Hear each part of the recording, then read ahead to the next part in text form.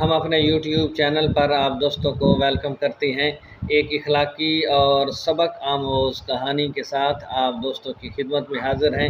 اس میں 2-3 سوالوں کے جواب دینے کی کوشش کریں گے۔ اس کہانی میں سوال یہ ہے کہ انسان دھوکہ کب کھاتا ہے؟ اگر ایک مرتبہ انسان دھوکہ کھا لے تو تسلسل کے ساتھ دھوکہ کن بنیادوں پر کھایا جاتا ہے؟ انسان کے اندر کون سی کمی، کون سی کوتاہی اور کون سی کمزوریاں ہوتی ہیں جن کی بنا پر اسے دھوکہ دیا جاتا ہے اور وہ دھوکہ کھا بھی لیتا ہے؟ یہ کہانی ایک انگریز مصنف لیو ٹالسٹائی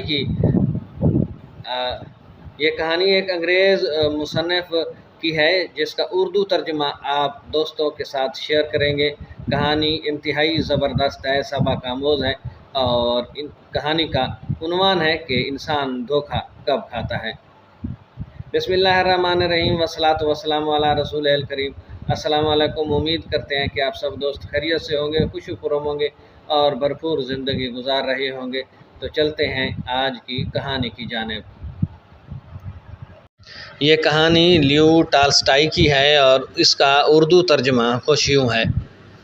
ایک کسان ایک گدھے اور ایک بکری کو شہر لے کر جا رہا تھا تاکہ انہیں فروخت کر سکے۔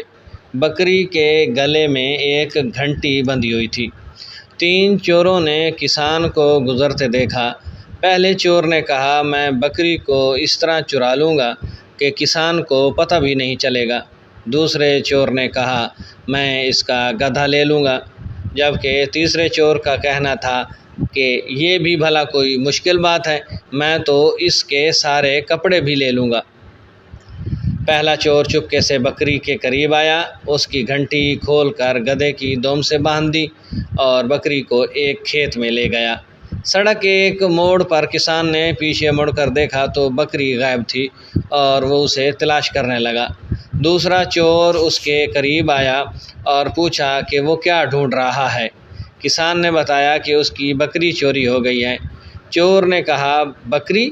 میں نے ابھی کچھ دیر پہلے یہاں جنگل میں ایک آدمی کو بکری لے جاتے دیکھا ہے، تم اسے آسانی سے پکڑ سکتے ہو۔ کسان نے چور سے گدھے کو تھامنے کی درخواست کی اور بکری کے پیچھے بھاگ گیا۔ دوسرا چور گدھے کو لے کر چلتا بنا۔ جب کسان جنگل سے واپس آیا تو دیکھا کہ گدھا بھی غائب ہے اور وہ روتے روتے اپنا راستہ چلتا رہا۔ راستے میں اس نے ایک آدمی کو دلدل کے کنارے بیٹھا روتے ہوئے دیکھا اور اس سے پوچھا کہ کیا ہوا۔ آدمی نے جواب دیا کہ اسے ایک تھیلا بھر سونے کا شہر لے جانا تھا، مگر وہ دلدل کے کنارے آرام کرنے کے لیے بیٹھا تو سوتے ہوئے وہ تھیلا پانی میں گر گیا۔ کسان نے پوچھا کہ وہ تھیلا نکالنے کے لیے پانی میں کیوں نہیں اترا۔ آدمی نے جواب دیا، مجھے پانی سے ڈر لگتا ہے اور میں تیرنا بھی نہیں جانتا، لیکن جو کوئی میرا تھیلا نکالے گا میں اسے 20 سونے کے سکے دوں گا۔ کسان خوش ہوا اور بولا، یہ تو خدا کی طرف سے میری بکری اور گدھے کے نقصان کا بدلہ ہے۔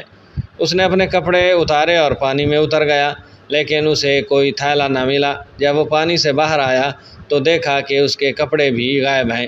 یہ تیسرے چور کا کام تھا جس نے کسان کے کپڑے بھی چوری کر لیے۔